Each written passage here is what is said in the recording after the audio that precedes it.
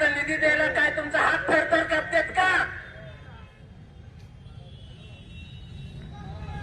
मला या इथं शाब्दिकबाई एक तुम्हाला मानलं बरं का, आईला नाद खोळाचं बरं का, सगळे 25, 30, 35 वर्षाची यंग ब्रिगेड आणले. आईला नादच खोळा तुमचा.